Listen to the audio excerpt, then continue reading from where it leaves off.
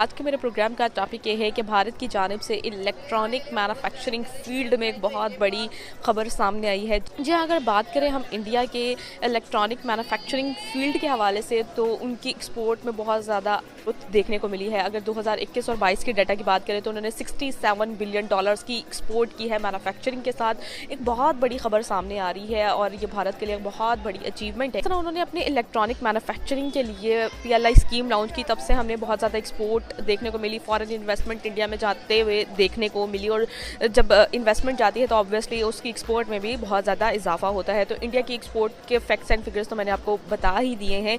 जिस तरह उन्होंने अपने इलेक्ट्रॉनिक मैन्युफैक्चरिंग को आगे लेकर जा रहे हैं, बहुत बड़ी अचीवमेंट हमें इंडिया की देखने को मिल रही है। अब मैं टारगेट के हवाले से आपको बताती जाऊँ तो इंडिया ने जो टारगेट सेट किया है 2025 में, वो इलेक्ट्रॉनिक मैन्युफैक्चरिंग के फील्ड में 300 बिलियन डॉलर्स की एक्सपोर्ट करेंगे एवरी ईयर। एक बहुत बड़ी अचीवमेंट है और एक बहुत बड़ा टारगेट है। और आज हम पाकिस्तानी अवाम का रिएक्शन रिकॉर्ड करेंगे। पाकिस्तानी अवाम क्या सोचती है इलेक्ट्रॉनिक मैन्युफैक्चरिंग फील्ड के हवाले से इंडिया की और उसकी एक्सपोर्ट के हवाले से, जिस तरह वो ग्रो कर रहे हैं, जिस तरह वो प्रोग्रेस कर रहे हैं। तो आइए लोगों की जाने बढ़ते हैं, हमारे साथ रहिए। इंडिया की जो हमारा पड़ोसी मुल्क है उस हवाले से मैं आज आपसे सवाल करूंगी कि उन्होंने अपने इलेक्ट्रॉनिक मैन्युफैक्चरिंग में जो एक्सपोर्ट की है 2021 और 22 में, यानी कि उसकी मैन्युफैक्चरिंग और एक्सपोर्ट जो की है 67 बिलियन डॉलर्स की एक्सपोर्ट की है।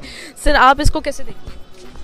मेरे ख्याल से इंडिया की एक्सपोर्ट की वजह टेक्नोलॉजी है, ठीक है, उनकी उधर इन्वेस्टमेंट है। हमारे हम अगर अपनी इलेक्ट्रॉनिक की इंडस्ट्री को इंडिया से कंपेयर करें तो हमारी टोटल इंडस्ट्री इंपोर्ट बेस है। हम बिल्कुल भी इधर मैन्युफैक्चरिंग नहीं कर रहे। हमारे इधर असम्बलिंग ज़रूर हो रही है लेकिन हम मैन्युफैक्चरिंग नहीं कर रहे। हमारे पार्ट्स आते हैं, हम असम्बल करते हैं, वो चीज़ मार्केट में बेचते हैं। तो लैक ऑफ टेक्नोलॉजी, ठीक है, और इन्वेस्टमेंट, इसकी वजह से हम इंडिया से एक्सपोर्ट के मामले में थोड़े पीछे रह गए हैं। यानी कि इंडिया इलेक्ट्रॉनिक मैन्युफैक्चरिंग कर रहा है, दैट्स व्हाई वो ग्रो कर रहा है। जी, एक तो इलेक्ट्रॉनिक मैन्युफैक्चरिंग कर रहा है, दूसरे हमारी ये पूरी इंडस्ट्री डॉलर रेट पे बहुत डिपेंडेंट है, क्योंकि हम बाहर से इंपोर्ट करते हैं, फिर हमने बनानी है चीज़ें, असम्बल करनी है, फिर बेचनी है। जैसे जैसे डॉलर का रेट हाई होगा हमारी मैन्युफैक्चरिंग कॉस्ट ज़्यादा हो जाएगी। उस कॉस्ट के बनने की वजह से हम अपना नहीं पूरा कर पाते तो एक्सपोर्ट तो दूर की बात है। तो लैक ऑफ टेक्नोलॉजी और इन्फ्लेशन और महंगाई और डॉलर रेट की वजह से हम एक्सपोर्ट में इंडिया से एज़ कम्पेयर टू इंडिया हम नीचे रह गए हैं। कि अगर इंडिया ने एक्सपोर्ट किया तो उसकी रीज़न ये है कि इंडिया का जो करंट सिनेरियो है वहाँ पे आपकी जितनी मल्टीनेशनल कंपनीज़ हैं उनके लिए बड़ा फ्रूटफुल, और उनका जो सिनेरियो है वहाँ पे मार्केटिंग के लिहाज से, सेल्स के हवाले से वो बहुत फ्रूटफुल, उनके लिए बड़ा बेनिफिशियल है। क्योंकि उसकी अगर आप पॉपुलेशन देखें तो it's around 100 times more than us. हम 24 करोड़ पे खड़े हैं, वो 1 अरब 24 करोड़ पे हैं। तो वहाँ पे एक्सपोर्ट इसलिए कि जितनी बाहर की कंपनीज़ हैं मल्टीनेशनल, वो अपना वहाँ पे मैन्युफैक्चरिंग और जितना भी है वहाँ पे करते हैं। एक तो उनको वहाँ पे अपनी सेल्स में बहुत बूस्ट मिलता है और वहीं से फिर वो एक्सपोर्ट करते हैं बाहर। और इंडिया का एक अपना जो ट्रेड का और उनकी जो फॉरेनर्स हैं उनकी इन्वेस्टमेंट के हवाले से उनका जो एक रूल्स एंड रेगुलेशन है, उसके मुताबिक 49% जो भी कोई इन्वेस्टर होगा वो उसके होंगे शेयर्स, और 51% वहाँ पे उन कंट्री के होंगे। तो इसलिए they are in a better position than Pakistan. अच्छा सर, उनका टारगेट ये है कि वो इलेक्ट्रॉनिक मैन्युफैक्चरिंग के जो एक्सपोर्ट में फ्यूचर में 2025 तक वो एवरी ईयर 300 बिलियन डॉलर्स की एक्सपोर्ट करेंगे।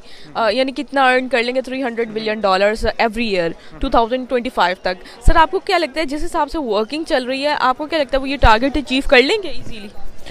देखें, टारगेट तो रखते हैं एक बेंचमार्क सेट करने के लिए कि हम इतना तो नहीं, लेकिन इससे कुछ 5% 10% कम अचीव कर सकेंगे। तो जिस तरह वो ग्रोथ की तरफ जा रहे हैं, इतना नहीं, लेकिन इससे बहुत करीब वो अचीव मेरे ख्याल से कर लेंगे।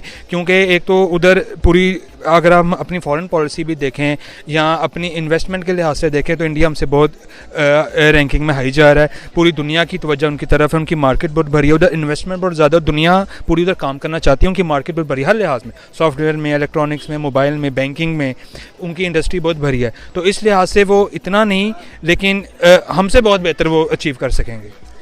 देखिए, ये उनका एक होता है कि किसी कंट्री की, किसी भी इंसान की या किसी भी एक कंपनी की, ऑर्गेनाइजेशन की अपनी एक स्ट्रेंथ होती है। इंडिया की अगर आप इटसेल्फ स्ट्रेंथ देखेंगे तो ये स्ट्रेंथ इंडियन स्ट्रेंथ नहीं है। ये स्ट्रेंथ्स आउट जो फॉरेन इन्वेस्टर्स हैं उनकी है। क्योंकि इस वक्त आप अपना अगर सिनेरियो देखते हैं तो आप पहले जिस ब्लॉक से थे आप उस ब्लॉक में अब नहीं फॉल कर रहे। आपके उस सिनेरियो को चेंज करने की वजह से आपको बाहर से ख़ास तौर पे यूरोपियन कंट्रीज़ और दूसरे जो उनकी सपोर्ट उस लेवल पे नहीं मिल रही जो अब इंडिया को मिल रही है। So this is the main reason behind that. अब इसमें ये नहीं हो सकता अगर वो इसी तरह उसको सपोर्ट करते रहते हैं, उनके रिलेशनशिप और उनकी गवर्नमेंट जो है वो सेम उनके लिए वही सिनेरियो में रहती है, तो मोस्ट प्रोबेबली कि वो अपना जो है वो ये टारगेट अचीव कर लें। अगर कोई उनका पॉलिटिकली उनका सिनेरियो चेंज होता है और उनके फॉरेनर्स जो हैं वो थोड़े बैकफुट पे जाते हैं तो ऑब्वियसली उनका टारगेट नहीं होगा। फुट पे क्यों जाएंगे जब उनकी गवर्नमेंट, इंडियन गवर्नमेंट जो है उनको अच्छी पॉलिसीज़ दे रही हैं। उन्होंने अपने इलेक्ट्रॉनिक मैन्युफैक्चरिंग की मतलब फील्ड को बूस्ट करने के लिए PLI स्कीम लॉन्च करवाई। PLI स्कीम का मतलब प्रोडक्ट लिंक इंसेंटिव, यानी कि वो हर फॉरेनर वहाँ पे जो इन्वेस्टमेंट करेगा उसको इंसेंटिव के तौर पे $10 बिलियन जो है वो दी।